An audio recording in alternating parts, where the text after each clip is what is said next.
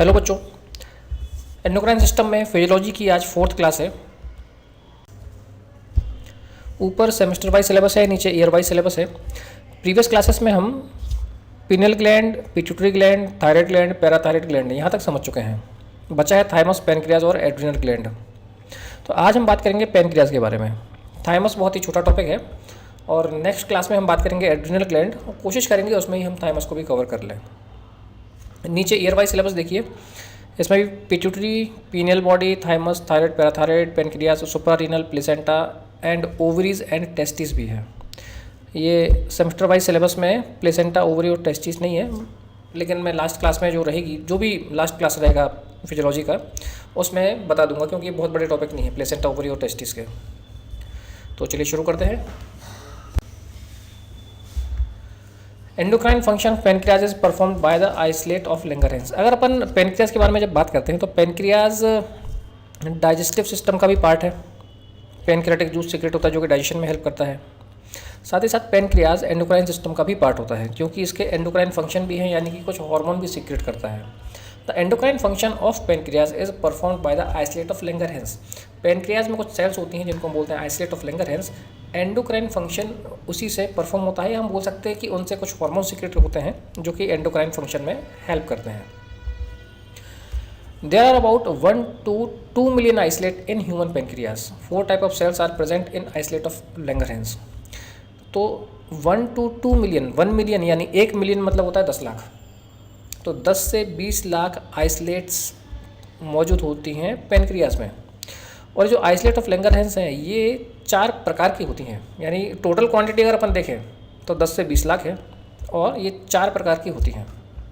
और 4 प्रकार की हैं तो अलग अलग हार्मोन सीक्रेट करेंगे। इनको अलग अलग नाम दिए गए हैं। पहला है ए और अल्फा सेल, जिससे ग्लूकागॉन सीक्रेट होता है। बी या बीटा सेल, जिससे इंसुलिन सीक्रेट होता है। डी या डेल्टा सेल, जिससे सोमैटोस्टैटिन सीक्रेट होता है। और फोर्थ क्या है, पीपी सेल, जिससे पैनक्रियाटिक पॉलीपेप्टाइड सीक्रेट होते हैं। ये पैनक्रियाज की लोकेशन है, येलो कलर का आपको दिख रहा है पैनक्रियाज। इसका स्ट्रक्चर देख लीजिए, टेल, बॉडी, हेड, और बाइल डक्ट में पैनक्रियाटिक डक्ट आके मिलती है और यहाँ से पैनक्रियाटिक जूस सीक्रेट होता है जो कि डाइजेशन में हेल्प करता है। इसके अलावा जो आइसलेट ऑफ लैंगरहैंस हैं, इसमें सेल्स होती है, उससे हार्मोन सीक्रेट होते हैं जिसके थ्रू ये एंडोक्राइन सिस्टम में पार्ट लेता है। तो पैनक्रियाज है ये डाइजेस्टिव सिस्टम का भी पार्ट है और एंडोक्राइन सिस्टम का भी पार्ट होता है। Insulin and glucagon are important pancreatic hormone which regulate various metabolic process of carbohydrate, protein and fat. तो जो हमने अलग अलग 4 हार्मोन देखे, उनमें से मेनली इंसुलिन और ग्लूकागॉन ये इंपॉर्टेंट पैनक्रियाटिक हार्मोन होते हैं जो कि अलग अलग मेटाबॉलिक प्रोसेस को रेगुलेट करते हैं, कार्बोहाइड्रेट, प्रोटीन और फैट के मेटाबॉलिज्म में हेल्प करते हैं। तो शुरू करते हैं सबसे वेल नोन हार्मोन इंसुलिन से। Source of secretion, insulin is secreted by B cells और beta cells in the islet of Langerhans of pancreas. Pancreas में जो आइसलेट ऑफ लैंगरहैंस सेल होती है, उनकी बीटा सेल या बी सेल्स से insulin secrete होता है। Action of insulin, insulin is the important hormone regulating the metabolism of carbohydrate, protein and fat. Insulin carbohydrate, protein और फैट के मेटाबॉलिज्म में इंपॉर्टेंट रोल प्ले करता है। It play a vital role in regulating the blood sugar level. Main काम क्या है insulin का, blood sugar level को मेंटेन करके रखना। जो नॉर्मल रेंज है उसमें ब्लड शुगर लेवल को बना के रखने का काम है। इफेक्ट ऑन कार्बोहाइड्रेट मेटाबॉलिज्म, अभी हमने लास्ट स्लाइड में देखा कि इंसुलिन प्रोटीन, फैट, कार्बोहाइड्रेट के मेटाबॉलिज्म में इंपॉर्टेंट रोल प्ले करता है। इंसुलिन ब्लड शुगर लेवल को एक नॉर्मल रेंज में बना के रखता है। Insulin is the only anti-diabetic hormone secreted in the body, so it is the only hormone in the body that reduce blood sugar level. अब जैसे हम बात करते हैं इंसुलिन के बारे में, इंसुलिन का काम क्या है, ब्लड शुगर लेवल को मेंटेन करके रखना। ब्लड शुगर मतलब क्या होता है, शुगर, यहाँ पर जो कार्बोहाइड्रेट होता है इसका एंड प्रोडक्ट होता है ग्लूकोज। ग्लूकोज के लेवल को मेंटेन कर रखना, वही शुगर हम बोलते हैं जनरल आम भाषा में। तो ग्लूकोज के लेवल को मेंटेन करके रखना, जो नॉर्मल रेंज है उसमें बना के रखना, ये काम होता है इंसुलिन का। अब अलग अलग हार्मोन का अलग अलग काम है। इंसुलिन ब्लड शुगर को कम करने का काम करता है। अगर जो नॉर्मल रेंज है उससे ब्लड शुगर लेवल ज़्यादा है, अधिक बना हुआ है, इंक्रीज़ है, तो वो कंडीशन कहलाती है डायबिटिक कंडीशन है। तो इंसुलिन क्या कर रहा है, ब्लड शुगर को जो ज़्यादा है उसको कम करता है, नॉर्मल रेंज में लेके आता है। इसलिए इंसुलिन को एंटी डायबिटिक हार्मोन बोलते हैं। Insulin is the only anti diabetic hormone secreted in the body, so it is the only hormone in the body that reduce blood sugar level. ये पूरी हमारे बॉडी में एकमात्र हार्मोन होता है जो कि ब्लड शुगर को कम करने का काम करता है। The action of insulin on carbohydrate metabolism are, क्या क्या इंसुलिन के एक्शन है वो देख लेते हैं। कार्बोहाइड्रेट पे इंसुलिन का काम क्या है, ब्लड शुगर को कम करने का काम है, जो बढ़ा हुआ है उसको कम करके नॉर्मल रेंज पे लाना है। अब ये नॉर्मल रेंज पे लाना, ब्लड में शुगर ज़्यादा है, ग्लूकोज ज़्यादा है, उसको नॉर्मल रेंज पर लेके आना है। वो नॉर्मल रेंज पर लेके आने के लिए ये अलग अलग तरीके के एक्ट करवाता है। क्या क्या है, पहला है transport and Uptake of glucose. Transport मतलब ग्लूकोज को ट्रांसपोर्टेशन करना, उसका यूज़ करना, यूटिलाइज करना, ताकि ब्लड जो ग्लूकोज है उसकी मात्रा, उसका लेवल कम हो। When food with more carbohydrate is taken, the blood sugar level is increased. Immediately pancreas secrete insulin. जब भी हम खाना खाते हैं, कार्बोहाइड्रेट का एंड प्रोडक्ट ग्लूकोज है। When food with more carbohydrate is taken, जब भी हम खाना खाते हैं जिसमें कार्बोहाइड्रेट ज़्यादा है, तो क्या होगा, कार्बोहाइड्रेट से ग्लूकोज बनेगा, blood sugar level is increased, यानी blood glucose level is increased, blood में ग्लूकोज का लेवल बढ़ जाएगा। इमीडिएटली पैनक्रियाज सीक्रेट इंसुलिन, और जैसे ही ग्लूकोज का लेवल बढ़ेगा पैनक्रियाज तुरंत इंसुलिन सीक्रेट कर देगा। Now the insulin facilitate the transportation of glucose from blood into the cells by increasing the permeability of cell membrane और टू ग्लूकोज। अब इंसुलिन यहाँ पे क्या काम करता है, जो हमारी बॉडी में सेल्स होती हैं, सेल्स में परमिबिलिटी या जिसको हम बोलते हैं ना पारगम्यता, ग्लूकोज के लिए परमिबिलिटी बढ़ा देता है इंसुलिन। ग्लूकोज के लिए परमेबिलिटी बढ़ गई सेल्स में, तो क्या होगा, ब्लड से ग्लूकोज ट्रांसपोर्ट होके सेल में स्टोर हो जाएगा। Now the insulin facilitate the transport of glucose from the blood. Insulin क्या कर रहा है, ब्लड से ग्लूकोज को ट्रांसपोर्ट करके कहाँ ले जा रहा है, इनटू सेल्स में ले जाता है। कैसे, सेल्स की परमेबिलिटी बढ़ा के, ग्लूकोज के लिए परमेबिलिटी बढ़ाकर। Insulin enhance the uptake of glucose by all the tissue, particularly by liver, muscle and adipose tissue. Glucose का यूज़ करना, जैसे हम ग्लूकोज एक्चुअली अगर अपन बात करें ना तो ये एक फ्यूल है हमारी बॉडी के लिए। फ्यूल मतलब पेट्रोल, एनर्जी का सोर्स है जिससे हमारी बॉडी काम करती है। तो एक तो उसने स्टोर करा दिया ब्लड से शुगर लेके टिश्यूज़ में, दूसरा काम क्या हो रहा है, सेल्स में स्टोर करा दिया, दूसरा काम क्या कर रहा है, ग्लूकोज का यूज़ अपटेक करेंगे, भाई यूज़ कर लो, एक्स्ट्रा है आप इसको कंज्यूम कर लीजिए। Insulin enhance the uptake of glucose by the tissue, particularly liver, muscle and adipose tissue. Adipose tissue है, लीवर है, मसल है, इनका जो इन सेल्स में, इन टिश्यू में ग्लूकोज का यूज़ बढ़ा देता है, यूटिलाइजेशन बढ़ा देगा। However, insulin is not required for glucose uptake in some tissue like brain, except hypothalamus, renal tubules, mucous membrane of intestine and RBC. Insulin क्या कर रहा है, ग्लूकोज, जो थर्ड पॉइंट है, insulin enhance Uptake of glucose, ये glucose का utilisation बढ़ा देता है ताकि ब्लड से ग्लूकोज का लेवल कम हो जाए। कहाँ कहाँ पर, लीवर, मसल और एडिपोज टिश्यू में। लेकिन ये बॉडी के सारे टिश्यूज़ में ग्लूकोज का अपटेक नहीं बढ़ाता है। However, insulin is not required for glucose uptake in some tissue. कौन कौन से, brain, renal tubules, mucous membrane of intestine and RBC, यहाँ पर ग्लूकोज का यूज़ नहीं होता है। पेरिफेरल यूटिलाइजेशन ऑफ ग्लूकोज, अब जो ग्लूकोज को हमने सेल में ट्रांसपोर्ट कर दिया था, the peripheral utilisation of glucose is increased under the influence of insulin. तो इंसुलिन के इन्फ्लुएंस की वजह से पेरिफेरल यूटिलाइजेशन बढ़ जाता है ग्लूकोज का। कैसे, जो सेल्स में हमने ग्लूकोज भेजा था, the glucose entering the cell is oxidised by the most of the cells immediately. जो ब्लड से ग्लूकोज ट्रांसपोर्ट करके सेल्स में भेजा था, सेल्स में इसका ऑक्सीडाइजेशन हो जाता है। The rate of utilisation depend upon the intake of glucose. तो कितना यूटिलाइजेशन होगा ग्लूकोज का, ये डिपेंड करेगा कि ब्लड में कितना ग्लूकोज है, उतना ज़्यादा सेल्स में ट्रांसपोर्ट होगा और उस हिसाब से उनका यूटिलाइजेशन हो जाएगा। थर्ड पॉइंट है स्टोरेज ऑफ ग्लूकोज। एक नॉर्मल ह्यूमन साइकोलॉजिकल बिहेवियर होता है कि हमारे पास जब भी कुछ एक्स्ट्रा होता है, हमारे पास खाने पीने का कुछ एक्स्ट्रा है, हमारे पास रुपए पैसे कुछ एक्स्ट्रा हैं, तो हम उसको स्टोर कर लेते हैं, उसको सेव कर लेते हैं कि इन फ्यूचर हमको अगर उसकी नीड पड़ेगी तब हम उसका यूज़ करेंगे। इंसुलिन के इन्फ्लुएंस में सेम यही काम होता है।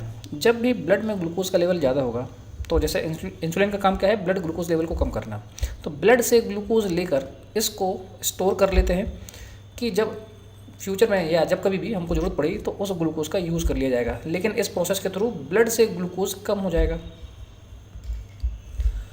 Insulin promote the rapid conversion of glucagon into glycogen. एक प्रोसेस होती है जिसको हम बोलते हैं ग्लाइकोजेनेसिस, जो ब्रैकेट में लिखा हुआ है ग्लाइकोजेनेसिस। ये प्रोसेस क्या होती है, ये प्रोसेस होती है ग्लूकोज को ग्लाइकोजन में कन्वर्ट करना। ग्लाइकोजन क्या है, ग्लाइकोजन ग्लूकोज का स्टोर्ड फॉर्म है। अगर ग्लूकोज जो हम बोलते हैं ना कि स्टोर करके रखा, तो हम ग्लूकोज को ग्लाइकोजन में कन्वर्ट कर लेते हैं, और ग्लाइकोजन मीन्स स्टोर्ड फॉर्म है ग्लूकोज का। Insulin promote the rapid conversion of glucose into glycogen. तो इंसुलिन के इन्फ्लुएंस में ग्लूकोज जो है वो ग्लाइकोजन में कन्वर्ट हो जाता है और स्टोर हो जाता है। विच इज़ स्टोर्ड इन, अब कहाँ पे स्टोर होता है, which is stored in muscles and liver, liver में और मसल में। Thus the glucose is stored in these organ in the form of glycogen. तो ग्लूकोज इन दोनों ऑर्गन में ग्लाइकोजन के फॉर्म में स्टोर हो जाता है। Insulin activate the enzyme which are necessary for the process of glycogenesis. Insulin ऐसे एंजाइम को एक्टिवेट करता है जो कि ग्लाइकोजेनेसिस यानी कि ग्लूकोज से ग्लाइकोजन बनाने की जो प्रक्रिया है, प्रोसेस है, उसके लिए ज़रूरी है। In liver when glycogen content is increased beyond its storing capacity, insulin cause conversion of glucose into fatty acid। अब मसल्स और लीवर इनकी भी कैपेसिटी है, स्टोरेज कैपेसिटी, कि भाई इतना ही स्टोर कर पाएंगे। In liver when glycogen content is increased beyond its storing capacity, जब लीवर में ग्लाइकोजन की स्टोरिंग कैपेसिटी फुलफिल हो गई, अब और नहीं आ पाएगा, तब क्या होता है, insulin cause conversion of glucose into fatty acid. Insulin फिर क्या करेगा, ग्लूकोज को फैटी एसिड में कन्वर्ट करेगा, क्योंकि अल्टीमेट काम क्या है इंसुलिन का, ब्लड से ग्लूकोज को कम करना। तो पहले तो उसने स्टोर करा दिया लीवर में, मसल में, अब लीवर और मसल में भी जो भी स्टोरेज उनकी जो स्टोरेज कैपेसिटी वो फुल हो गई, तब क्या करेंगे, तब इंसुलिन ग्लूकोज को फैटी एसिड में कन्वर्ट करने का काम करता है। फोर्थ है इनहिबिशन ऑफ ग्लाइकोजेनोलाइसिस, यानी कि ग्लाइकोजन से ग्लूकोज का जो कन्वर्जन होता है, जब हमको नीड होती है, ज़रूरत पड़ती है, बॉडी ब्लड में शुगर की मात्रा कम है या ग्लूकोज की मात्रा कम है, तब एक प्रोसेस होती है जिसको हम बोलते हैं ग्लाइकोजेनोलाइसिस, यानी ग्लाइकोजन से ग्लूकोज बनाना। जो ग्लाइकोजन क्या था, स्टोर्ड फॉर्म था ग्लूकोज का, तो ग्लाइकोजन से ग्लूकोज में कन्वर्ट होना जो प्रोसेस है उसको हम बोलते हैं ग्लाइकोजेनोलाइसिस। तो इसको कम कर देता है इंसुलिन, इनहिबिशन कर देता है, तो ग्लाइकोजन से ग्लूकोज बनने की जो प्रोसेस है वो भी कम हो जाती है। वो कम हो गई तो ब्लड में ग्लूकोज की मात्रा भी कम बढ़ेगी या स्लो हो जाएगी। Insulin prevent the breakdown of glycogen into glucose in muscle and liver, क्योंकि मसल और लीवर में ही ग्लाइकोजन फॉर्म में स्टोर हो रहा था। फिफ्थ है इनहिबिशन ऑफ ग्लूकोन्यूजेनेसिस। ग्लूकोन्यूजेनेसिस मतलब क्या होता है, कार्बोहाइड्रेट से ग्लूकोज बनता है, हम सब जानते हैं, लेकिन जब हमारी बॉडी में कार्बोहाइड्रेट की कमी होती है, ग्लाइकोजन नहीं है, कार्ब प्रोडक्ट नहीं है, तब नॉन कार्बोहाइड्रेट प्रोडक्ट से ग्लूकोज बनने का जो प्रोसेस है उसको बोलते हैं ग्लूकोन्यूजेनेसिस। ठीक है, तो इस प्रोसेस को भी इंसुलिन कम कर देता है। अल्टीमेटली इंसुलिन बनने के जितने भी प्रोसेस हैं उनको कम, इंसुलिन बोल रहा हूँ, ग्लूकोज बनने के जितने भी प्रोसेस हैं उनको अल्टीमेटली कम कर देता है। Insulin prevent gluconeogenesis, that is formation of glucose from the protein by, protein से ग्लूकोज बनाने का जो प्रोसेस है उसको बोलते हैं gluconeogenesis. Inhibition the release of amino acid from the muscle, muscle से अमीनो एसिड का रिलीज कम कर देगा। Inhibition the activities of enzyme involve in gluconeogenesis, gluconeogenesis में, इस प्रोसेस में जो भी एंजाइम पार्ट लेते हैं उनकी एक्टिविटी भी कम कर देता है। तो इन दो तरीके से ग्लूकोन्यूजेनेसिस प्रोसेस को इनहिबिट करता है। सेकंड है इफेक्ट ऑन प्रोटीन मेटाबॉलिज्म। तो अल्टीमेटली कार्बोहाइड्रेट का एंड प्रोडक्ट क्या है, ग्लूकोज है। ग्लूकोज की मात्रा या क्वांटिटी जब ब्लड में बढ़ जाती है तो डायबिटिक कंडीशन है या ब्लड शुगर बढ़ जाता है, उस कंडीशन में ही इंसुलिन सिक्रेट होता है, ब्लड ग्लूकोज लेवल को या ब्लड शुगर लेवल को कम करने का काम करता है। तो जो मेन इफेक्ट रहता है इंसुलिन का वो कार्बोहाइड्रेट पे ही रहता है, और भी इसकी अलग अलग प्रोटीन पे है, फैट पे है उसमें, लेकिन उतना स्पेसिफिक नहीं है जितना कार्बोहाइड्रेट में है, इसलिए अपन इनको शॉर्ट में समझेंगे। Insulin cause synthesis and storage of protein and it inhibit the cellular utilisation of protein. Insulin क्या करता है यहाँ पर, प्रोटीन का सिंथेसिस और स्टोरेज बढ़ाता है। It inhibit the cellular utilisation of protein, और सेल में जो प्रोटीन का यूटिलाइजेशन होना था उसको कम कर देता है। Effect on fat metabolism. Insulin cause synthesis of fat, it also cause storage of fat in the adipose tissue. तो फैट का सिंथेसिस और स्टोरेज में भी हेल्प करता है। Effect on growth. Along with the growth hormone insulin promote the growth of the body. Growth hormone के साथ मिलकर बॉडी ग्रोथ में भी हेल्प करता है। एक्शन ऑफ इंसुलिन अभी तक हमने समझ लिया है। नेक्स्ट जो पॉइंट है वो है रेगुलेशन ऑफ इंसुलिन सिक्रेशन, यानी कि इंसुलिन का सिक्रेशन कैसे रेगुलेट होता है। Insulin secretion is mainly regulated by the feedback effect of blood glucose level. तो मेनली इंसुलिन सिक्रेशन रेगुलेट होता है ब्लड ग्लूकोज लेवल के थ्रू। ब्लड ग्लूकोज लेवल बढ़ेगा, इंसुलिन सिक्रेशन बढ़ जाएगा। ब्लड ग्लूकोज लेवल कम होगा, इंसुलिन सिक्रेशन कम हो जाएगा। इसके अलावा apart from this the secretion of hormone is also stimulated by other factor, जैसे कि amino acid, lipid derivatives, GI hormone, other endocrine hormone और ऑटोनोमिक नर्व फाइबर। इनके थ्रू भी इंसुलिन सिक्रेशन होता है, पर minimum mainly blood glucose level कितना है उस हिसाब से ही इंसुलिन सिक्रेशन डिसाइड होता है या रेगुलेट होता है। Effect of blood glucose level on insulin secretion, यानी कि ब्लड ग्लूकोज लेवल का इंसुलिन सिक्रेशन पर क्या इफेक्ट रहता है उसको समझ लेते हैं पहले।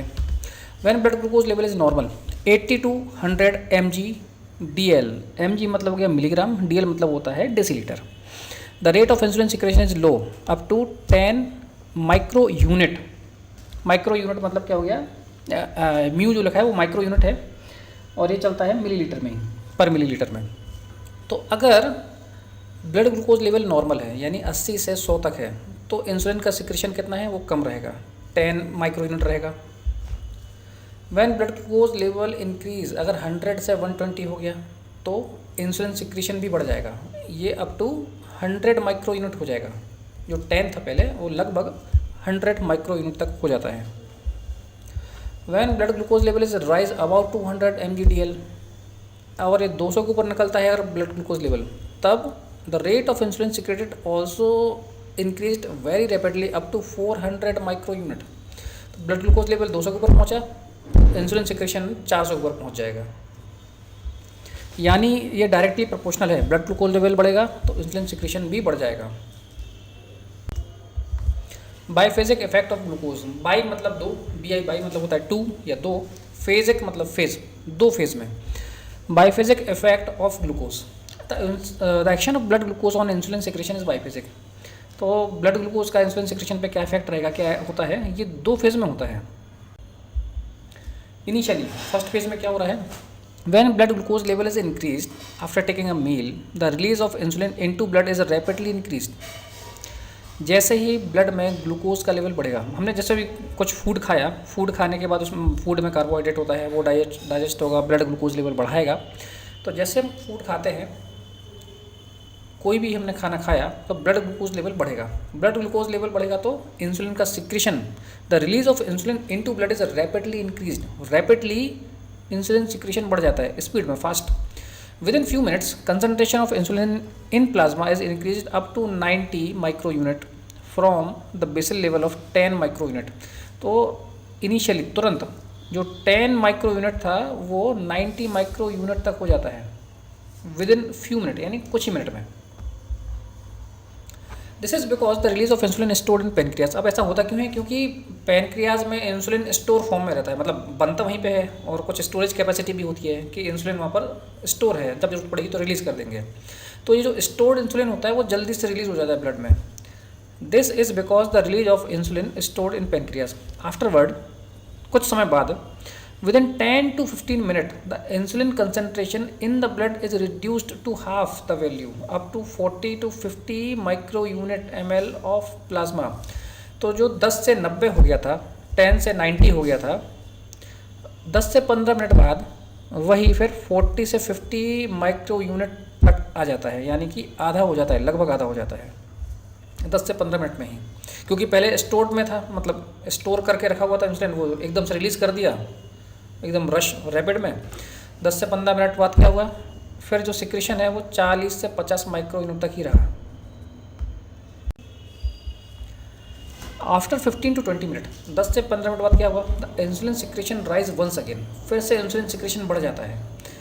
वो एक पहला फेज़ था, ये दूसरा फेज़ है, इसलिए बाईफेज़िक बोलते हैं। This time it rise slowly but steadily. अब वहाँ जब फर्स्ट फेज़ में हमने क्या देखा था कि जो 10 माइक्रो यूनिट था वो एकदम से 90 हो गया कुछ ही मिनट में, बहुत तेज़ी से बढ़ा था और बहुत ज़्यादा बढ़ गया था, क्योंकि स्टोर करके रखा हुआ था इंसुलिन को और उसको रिलीज़ कर दिया पूरे को। कुछ समय बाद क्या हुआ, वो 40 तक पहुंच गया, 50 तक पहुंच गया जो 90 था। तो 10 से 15 मिनट बाद क्या हुआ, the insulin secretion rise once again, फिर से इंसुलिन सिक्रेशन बढ़ेगा, लेकिन this time it rise slowly. लेकिन जो स्पीड थी राइज, मतलब कि 10 से 90 तक हो गया था, अब यहाँ पर बहुत धीरे धीरे ऊपर की तरफ बढ़ेगा, लेकिन स्टीडीली रहेगा, यानी कि वो लगातार बना रहेगा। ऐसा नहीं कि एकदम से बढ़ा और बंद हो गया, थोड़ा सा बढ़ेगा और लगातार अपना बना रहेगा। This time it rise slowly but steadily, it reaches the maximum between 2 and 2.5 hour, और मतलब 2 से 2.5 घंटे में इसका जो सिक्रेशन है वो मैक्सिमम पहुँचता है। The prolonged increase in insulin release is due to the newly formed insulin from the pancreas। अब ये prolonged increase की मतलब लगातार बहुत देर तक बना हुआ है इंसुलिन रिलीज या जो सिक्रेशन बना हुआ है ज़्यादा, ऐसा क्यों हो रहा है? Due to the newly formed insulin from the pancreas, क्योंकि पेनक्रियास से नया इंसुलिन बन रहा है और वो रिलीज हो रहा है बॉडी में। तो मेनली इंसुलिन सिक्रेशन में ब्लड ग्लूकोज लेवल का रोल ज़्यादा है, या blood glucose level important role play करता है इंसुलिन सिक्रेशन में। उसके अलावा कुछ और इफेक्ट भी हैं जो कि इंसुलिन सिक्रेशन बढ़ाते हैं। वो क्या क्या हैं? Protein, lipid derivatives, GI hormones, कुछ अदर एंडोक्राइन हार्मोन्स होते हैं, जैसे ग्लूकागोन है, ग्रोथ हार्मोन है, कोर्टिसोल है, ये भी इंसुलिन सिक्रेशन को स्टिमुलेट करते हैं। और ऑटोनोमिक नर्वस सिस्टम, ये भी इंसुलिन सिक्रेशन पे इफेक्ट डालते हैं या इंसुलिन सिक्रेशन बढ़ाते हैं। इंसुलिन के बाद अब नेक्स्ट है ग्लूकागोन। सोर्स ऑफ सिक्रेशन, यानी कि कहाँ से सिक्रेट होगा। Glucagon is secreted from A cell और alpha cell in the isolate of Langerhans of pancreas. Pancreas की आइसोलेट ऑफ लैंगरहैंस सेल्स है, उसमें अलग अलग टाइप की सेल्स हैं, तो उसमें से ए सेल और अल्फा सेल से ग्लूकागोन रिलीज होता है। एक्शन ऑफ ग्लूकागोन, यानी ग्लूकागोन का काम क्या है, एक्शन क्या है। ये इंसुलिन का एंटी है। एंटी मतलब उसके अगेंस्ट में काम करता है, उसके अपोजिट काम करता है। इंसुलिन का काम क्या है? ब्लड ग्लूकोज लेवल को कम करना। अगर ब्लड ग्लूकोज लेवल बढ़ा हुआ है, इंसुलिन सिक्रेट होगा, और इंसुलिन सिक्रेट होगा तो क्या करेगा, ब्लड ग्लूकोज लेवल को कम करके नॉर्मल रेंज में ला देगा। ये काम हो गया इंसुलिन का। ये ओनली एंटी डायबिटिक हार्मोन है इंसुलिन, जो ब्लड ग्लूकोज लेवल को कम करने का काम करता है। ग्लूकागोन उसके अगेंस्ट में है, उसके अपोजिट काम करता है। तो ग्लूकागोन का काम क्या होगा? ब्लड ग्लूकोज लेवल को इंक्रीज करने का काम है। Action of glucagon are antagonist to those of insulin, यानी इंसुलिन के अगेंस्ट में अपोजिट काम करेगा। It increase the blood sugar level, blood में शुगर लेवल का या ब्लड में ग्लूकोज लेवल को ये बढ़ा देता है। Increase the peripheral utilisation of lipid and facilitate the conversion of protein into glucose. ये लिपिड का पेरिफेरल यूटिलाइजेशन बढ़ा देता है और प्रोटीन का ग्लूकोज में जो कन्वर्जन है उसको इंक्रीज कर देता है, यानी प्रोटीन से ग्लूकोज बनाने का काम शुरू कर देता है। अब जैसे कुछ कंडीशन होती हैं, एक कंडीशन होती है स्टारवेशन। स्टारवेशन मतलब क्या होता है, लोग ज़बरदस्ती भूखे रहते हैं, उनको लगता है बॉडी में फैट ज़्यादा है, भूखे रहेंगे, खाली पेट रहेंगे तो हम दुबले पतले हो जाएंगे। तो होता क्या है कि पहले तो कार्बोहाइड्रेट से ग्लूकोज बनता है, बॉडी में जो भी कार्बोहाइड्रेट है, ग्लूकोज है, ग्लाइकोजन है, उसका यूज़ करेंगे एनर्जी के लिए, क्योंकि BMR बेसल मेटाबॉलिक जो रेट है या हमारे बॉडी में जो भी मेटाबॉलिक एक्टिविटीज़ होती हैं, नॉर्मल एक्टिविटीज़ होती हैं, उनके लिए ग्लूकोज की ज़रूरत है। तो कार्बोहाइड्रेट प्रोडक्ट्स से ग्लूकोज बनाएंगे, उसको यूज़ करेंगे। ग्लूकागोन जो ग्लाइकोजन है जो स्टोर्ड फॉर्म में है ग्लूकोज, उसका यूज़ करेंगे। जब कार्बोहाइड्रेट भी नहीं है, ग्लूकोज भी नहीं है, तब जो नॉन कार्बोहाइड्रेट प्रोडक्ट होते हैं, एलिमेंट होते हैं बॉडी में, उनसे ग्लूकोज बनाया जाता है और बॉडी के लिए यूज़ किया जाता है। तो सबसे पहले आता है प्रोटीन। इसलिए जो भी ज़्यादा भूखे रहते हैं उनकी मसल्स देखना आप, या प्रोटीन की बहुत कम खाना पीना खाते हैं तो उनकी मसल्स एकदम पतली सी हो जाती है, क्योंकि मसल्स में प्रोटीन यूज़ होता है मसल बिल्टअप के लिए। प्रोटीन का यूज़ करके ग्लूकोज बनाते हैं, फिर उस ग्लूकोज का यूज़ करते हैं BMR जो भी नीड है उसके लिए। तो ग्लूकागॉन का काम अलग से नहीं बता रहा हूँ मैं आपको, जनरली बता रहा हूँ कि ऐसा क्यों होता है। तो ग्लूकागॉन जो है वो ब्लड शुगर लेवल बढ़ाने का काम करता है। It increase the blood sugar level, increase the peripheral utilisation of lipid and facilitate the conversion of protein into glucose. Lipid का पेरिफेरल यूटिलाइजेशन बढ़ेगा, साथ ही साथ प्रोटीन से ग्लूकोज बनने का जो प्रोसेस है, प्रोटीन को कन्वर्ट करके ग्लूकोज बनाने का जो प्रोसेस है उसको इंक्रीज करता है। रेगुलेशन ऑफ ग्लूकागॉन सिक्रेशन, ये कैसे रेगुलेट होगा? तो the secretion of glucagon is controlled mainly by the blood glucose level and the amino acid level in the blood. तो ब्लड में जैसे इंसुलिन में था, वो भी ब्लड ग्लूकोज लेवल से ही कंट्रोल हो रहा था, रेगुलेट हो रहा था। ब्लड ग्लूकोज लेवल बढ़ेगा तो इंसुलिन भी बढ़ेगा। यहाँ पर क्या होगा, ब्लड ग्लूकोज लेवल कम होगा तो ग्लूकागॉन बढ़ेगा। The secretion of glucagon is controlled by mainly by the blood glucose level and the amino acid level in the blood. Effect of blood glucose level on glucagon secretion. तो blood glucose level का glucagon secretion पे क्या effect पड़ता है वो देखते हैं। The important factor that regulate the secretion of glucagon is blood glucose level. Blood में ग्लूकोज लेवल कितना है उसके ऊपर एक ग्लूकागॉन का सिक्रेशन डिपेंड करेगा। इन हाइपोग्लाइसेमिक कंडीशन, हाइपोग्लाइसीमिया या हाइपोग्लाइसेमिक कंडीशन वो होती है जिसमें blood glucose level normal range से कम हो जाता है। हाइपो मतलब कम, ग्लाइसेमिक मतलब ग्लूकोज। In hypoglycaemic condition when blood glucose level decrease below 80 mg/dl of blood, 80 से कम हो जाता है जब, the alpha cell of isolate of Langerhans are stimulated and more glucagon is released. 80 से कम होगा तो क्या होगा, जो आइसोलेट ऑफ लैंगरहैंस सेल्स हैं पेनक्रियाज की, उनमें जो अल्फा सेल्स हैं वो स्टिमुलेट होंगी और ग्लूकागॉन रिलीज करेंगी। The glucagon in turn increase the blood glucose level, और ग्लूकागॉन क्या करेगा, ब्लड ग्लूकोज लेवल को बढ़ा देगा अलग अलग तरीके से। On other hand during hyper glycaemic condition, hyper मतलब, अब हाइपोग्लाइसीमिया मतलब क्या हो गया, ब्लड ग्लूकोज लेवल कम होना, नॉर्मल से कम होना। हाइपर ग्लाइसीमिया क्या होगा, हाइपर ग्लाइसेमिक कंडीशन क्या होगी, ब्लड ग्लूकोज लेवल नॉर्मल से ज़्यादा हो जाना। On other hand during hyper glycaemic condition when the blood sugar level is increased, जब ब्लड शुगर लेवल बढ़ा हुआ होता है, the alpha cell are inhibited, तो जो अल्फा सेल है वो इनहिबिट हो जाते हैं और ग्लूकागॉन का सिक्रेशन कम हो जाता है। नेक्स्ट है सोमैटोस्टैटिन। सोर्स ऑफ सिक्रेशन यानी कि कहाँ कहाँ से सिक्रेट होता है।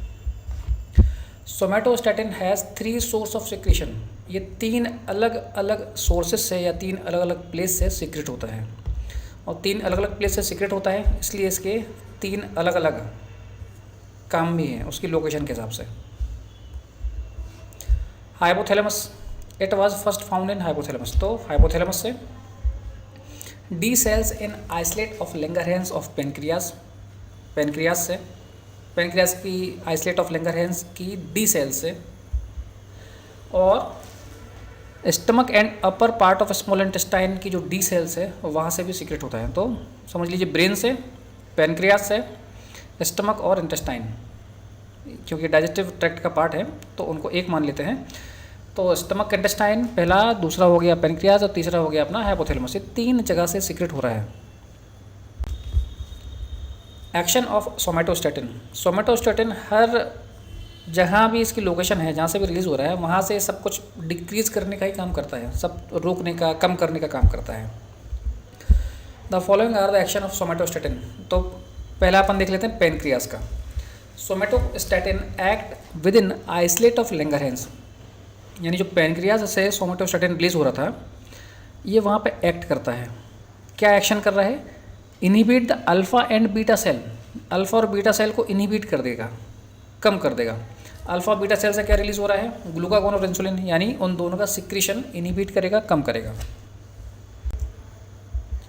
ये हमारे डाइजेस्टिव ट्रैक्ट यानी स्टमक और स्मॉल इंटेस्टाइन से भी रिलीज हो रहा था, तो वहाँ पे क्या काम कर रहा है? It decrease the motility of stomach, duodenum and gall bladder. Motility मतलब मूवमेंट, एक पेरिस्टालसिस मूवमेंट था, हमने डाइजेस्टिव सिस्टम में देखा था जीआई ट्रैक्ट का, तो उसका जो मूवमेंट है या जो मोटिलिटी है उसको डिक्रीज कर देगा, स्लो कर देगा, कम कर देगा। थर्ड है हाइपोथैलेमिक, जो ब्रेन से रिलीज हो रहा है हाइपोथैलेमस से। Inhibit growth hormone secretion from anterior pituitary, anterior pituitary से ग्रोथ हार्मोन सिक्रीशन को कम कर देगा। That's why it is called growth hormone inhibitory hormone, इसलिए इसको GHIH बोलते हैं, growth hormone inhibitory hormone. Growth hormone को इनहिबिट करेगा, उसका सिक्रीशन कम करेगा। तो हमने इंसुलिन देख लिया है, सोमेटोस्टैटिन देख लिया है और ग्लूकागोन देख लिया है। फोर्थ जो था वो है pancreatic polypeptide. Source of secretion क्या है? Pancreatic polypeptide is secreted by F cell और PP cell in the isolate of Langerhans of pancreas, it also found in the small intestine. Pancreatic polypeptide कहाँ से secrete हो रहा है? Pancreas के isolate of Langerhans की जो PP सेल्स है वहाँ से, एफ सेल्स जिसको बोलते हैं वहाँ से, और साथ ही साथ ये स्मॉल इंटेस्टाइन में भी मिलता है। एक्शन क्या है? The exact physiological action of pancreatic polypeptide is not known. Exact action क्या है वो अभी अननोन है, पता नहीं है। It is believed to increase the secretion of glucagon from alpha cell in the isolate of Langerhans. तो ऐसा माना गया है कि ये अल्फा सेल से ग्लूकागोन का सिक्रेशन बढ़ाता है। एग्जैक्ट एक्शन क्या है वो भी अननोन है, पता नहीं है। Maintenance of blood sugar level, blood glucose level, यानी ब्लड शुगर लेवल या ब्लड ग्लूकोज लेवल का मेंटेनेंस कैसे होता है वो समझ लेते हैं अब।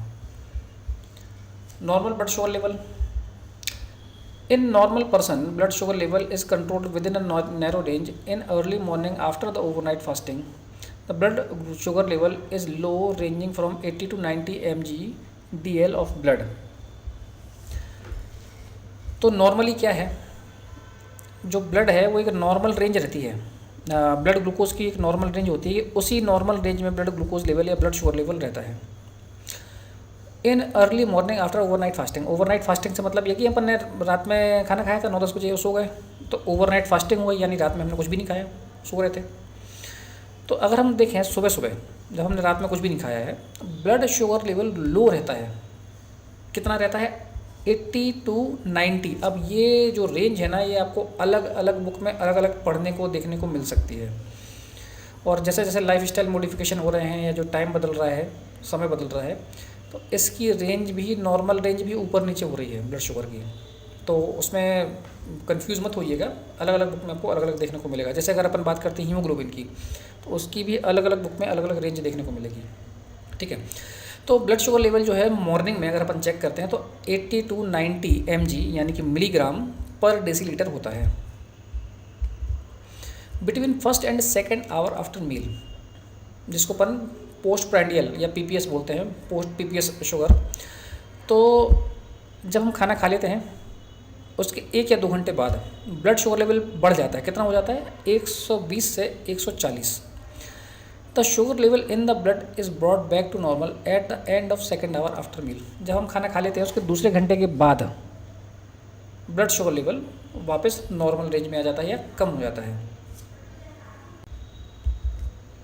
The blood sugar regulating mechanism is operated through liver and also through the muscle by the influence of pancreatic hormone insulin and glucagon. तो जो ब्लड शुगर रेगुलेटिंग मैकेनिज्म है ये लीवर से, मसल से और साथ ही साथ influence of the pancreatic hormone insulin और ग्लूकागोन, इंसुलिन से, ग्लूकागोन से, लीवर से और मसल से ऑपरेट होता है। क्योंकि हमने देखा था कि जो ग्लूकोज है वो ग्लाइकोजन फॉर्म में मसल और लीवर में स्टोर होती है। तो जो ब्लड शुगर रेगुलेटिंग मैकेनिज्म है कि भाई कितना बना है, मतलब नॉर्मल रेंज बने रहना चाहिए, तो उसमें लीवर भी पार्ट लेता है, उसमें मसल भी पार्ट लेती है, साथ ही साथ इंसुलिन और ग्लूकागोन भी पार्ट लेते हैं। Many other hormone also take part in the regulation of blood sugar level. Insulin और ग्लूकागोन के अलावा और भी कई हार्मोन्स होते हैं जो कि ब्लड शुगर लेवल को रेगुलेट करने का काम करते हैं। Among all the hormone, insulin is the only hormone that reduce the blood sugar level and it is called anti diabetogenic hormone. तो इन जितने भी हार्मोन्स हैं इनमें से केवल इंसुलिन ही एक ऐसा हार्मोन होता है जो कि ब्लड शुगर लेवल को कम करने का काम करता है, इसलिए इसको एंटी डायबिटोजेनिक हार्मोन बोलते हैं। The hormones which increase the blood sugar level are called anti insulin hormone और डायबिटोजेनिक हार्मोन। और ऐसे हार्मोन जो कि ब्लड शुगर लेवल को बढ़ाते हैं उनको हम एंटी इंसुलिन हार्मोन बोलते हैं या फिर डायबिटोजेनिक हार्मोन बोलते हैं। डायबिटीज़ मेलाइटिस वैसे डिसीज़ कंडीशन है, एनाटॉमी फिजियोलॉजी में इसको पढ़ाना कंपलसरी नहीं है, लेकिन एक कॉमन डिसीज़ है, हर घर में इनके पेशेंट हैं और पेनक्रियाज से रिलेटेड है, इंसुलिन से रिलेटेड है, इसलिए एक शॉर्ट इन्फॉर्मेशन आपको उसके बारे में दे देता हूँ। अलग अलग बीमारियाँ होती हैं जिनमें से एक होती है डायबिटीज़ इंसिपिडस, एक होती है डायबिटीज़ मेलाइटिस, दोनों अलग अलग चीज़ें हैं। डायबिटीज़ इंसिपिडस जब बॉडी में ADH एंटी डायरेटिक हार्मोन जिसको वैसोप्रेसिन बोलते हैं उसकी कमी हो जाती है तब वो कंडीशन डायबिटीज़ इंसिपिडस कहलाती है। और डायबिटीज़ मेलाइटिस क्या है? This is a condition with elevated blood sugar level associated with the other manifestations. Body में blood sugar level normal range से अगर ज़्यादा हम बना रहता है तो वो कंडीशन डायबिटीज़ मेलाइटिस कहलाती है। अब डायबिटीज़ मेलाइटिस होने के भी अलग अलग कारण होते हैं, वो सब आप नेक्स्ट ईयर में जब आएंगे तब पढ़ेंगे अपन डिसीज पोर्शन में। In most of cases, the diabetes mellitus is developed due to the reduced secretion of insulin by beta cells of isolate of Langerhans। तो बहुत सारी वैरायटी है, अलग अलग इसके कॉजेज या कारण भी होते हैं डायबिटीज़ मेलाइटिस होने के। मैक्सिमम केसेस में देखा गया है पेनक्रियाज के जो सेल्स होती हैं आइसोलेट ऑफ लैंगरहैंस, उसमें से जो बीटा सेल्स है उनसे इंसुलिन का सिक्रीशन कम हो जाता है, उस वजह से डायबिटीज़ मेलाइटिस कॉज होता है। डायबिटीज़ मेलाइटिस कितने प्रकार का होता है? तो जनरली 2 टाइप का होता है, टाइप 1 और type 2। Type 1 diabetes mellitus it is due to deficiency of insulin, ये इंसुलिन की कमी की वजह से होता है। This occur due to the disorder और absence of beta cells. Beta cells में कोई डिसऑर्डर है, कुछ बीमारी की वजह से वो काम नहीं कर पा रही हैं या बीटा सेल्स एब्सेंस है, तब ये कंडीशन क्रिएट होती है। This type of diabetes mellitus is called insulin dependent diabetes mellitus IDDM। It is not associated with obesity. तो इस प्रकार का जो डायबिटीज़ मेलाइटिस है इसको हम IDDM बोलते हैं। या जब कभी आप हॉस्पिटल में जाएंगे, पेशेंट को देखेंगे डायबिटीज़ मेलाइटिस है तो वहाँ पर DM टाइप 1 लिखा रहेगा, यानी डायबिटीज़ मेलाइटिस टाइप 1, या DM type 2 diabetes mellitus type 2। Type 1 जो है ये इंसुलिन डिपेंडेंट डायबिटीज़ मेलाइटिस होता है। इसमें क्या हो रहा है, पैनक्रियाज में जो बीटा सेल्स हैं या तो उनमें कोई डिसऑर्डर है, बीमारी है, या वो एब्सेंट है ही नहीं, तो इसकी वजह से इंसुलिन ही नहीं बन रहा है या कम बन रहा है या ना के बराबर है, इसलिए इसमें इंसुलिन बाहर से देने की ज़रूरत पड़ती है, इसलिए इसको इंसुलिन डिपेंडेंट डायबिटीज़ मेलाइटिस कहा जाता है, IDDM। इसका ओबेसिटी से कोई संबंध नहीं है। ओबेसिटी वाला जो है वो अपन टाइप 2 है, अभी नेक्स्ट स्लाइड में देखते हैं। Type 1 diabetes mellitus can occur at any age of life but usually occur only before 40 year of age। Type A diabetes mellitus किसी भी एज में हो सकता है, लेकिन जनरली 40 साल के पहले की एज में होता है जनरली। और वैसे अपन देखते हैं ना कि डायबिटीज़ की जो बीमारी है या समस्या है ये ओल्ड एज में हो रही है, 40-50 साल के 60 साल के हो जाते हैं तब होती है, लेकिन ये जो टाइप 1 है ये 40 साल के पहले ही हो जाता है generally. If it occur in infancy due to the congenital disorder or in the childhood, it is called juvenile diabetes। तो अगर ये इन्फेंसी में हो रहा है, इन्फेंसी मतलब इन्फेंट जो बच्चे रहते हैं 1 साल तक के, उनको अगर हो रहा है, या चाइल्डहुड में अर्ली एज में हो रहा है, जो बच्चे 7-8-10 साल के हैं, 15 साल के हैं, 20 साल के हैं, उनमें अगर ये हो रहा है तो इसको हम बोलते हैं जुवेनाइल डायबिटीज़। जुवेनाइल जो टर्म यूज़ होती है वो 18 ईयर्स से कम के जो बच्चे हैं उनके लिए, या जैसे हमारे यहाँ अलग अलग कंट्री में मैच्योरिटी की एज अलग अलग डिसाइड है।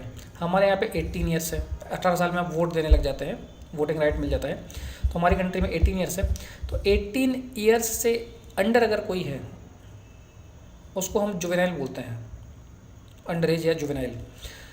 जैसे जुवेनाइल कोर्ट होते हैं, बच्चों के कोर्ट होते हैं, जुवेनाइल क्राइम होते हैं, जो बच्चों ने जो क्राइम किया है, बाल अपराध, उनको अपन जुवेनाइल क्राइम बोलते हैं। जुवेनाइल कोर्ट होते हैं, बच्चों के कोर्ट जो होते हैं। ठीक वैसे ही जुवेनाइल डायबिटीज़ होता है। 18 साल से कम उम्र की एज में अगर डायबिटीज़ होता है तो उसको हम जुवेनाइल डायबिटीज़ बोलते हैं। और ये वो अंडर एज में जो डायबिटीज़ होता है ये टाइप 1 में ही होता है मैक्सिमम, टाइप 2 नहीं होता है उनको।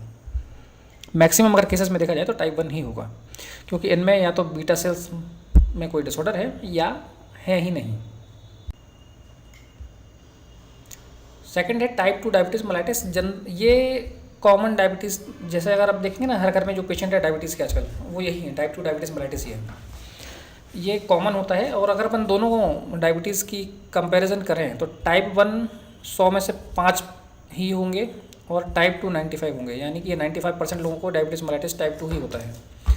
ये लाइफस्टाइल की वजह से भी हो सकता है, ये ओबेसिटी की वजह से भी हो सकता है, lack of exercise, physical activity जिनकी कम रहती है, जंक फूड खाना, ये सब उसी की वजह से होता है। और जेनेटिकली भी ट्रांसफ़र होता है। It usually occur after 40 years of age, 40 साल के बाद लगभग ये जनरली होता है, इसलिए इसको मैच्योरिटी ऑनसेट डायबिटीज़ मेलाइटिस भी बोलते हैं। This type of diabetes mellitus is also called non insulin dependent diabetes mellitus. इसलिए और इस प्रकार का जो डायबिटीज़ मेलाइटिस है टाइप 2, इसको non insulin dependent diabetes mellitus बोलते हैं।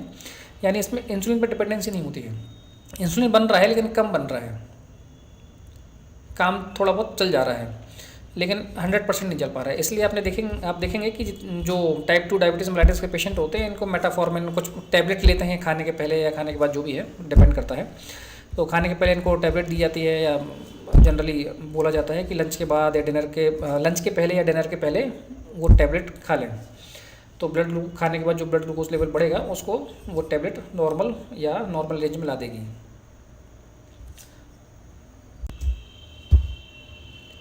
तो आज हमने पैनक्रियाज भी कंप्लीट कर लिया है।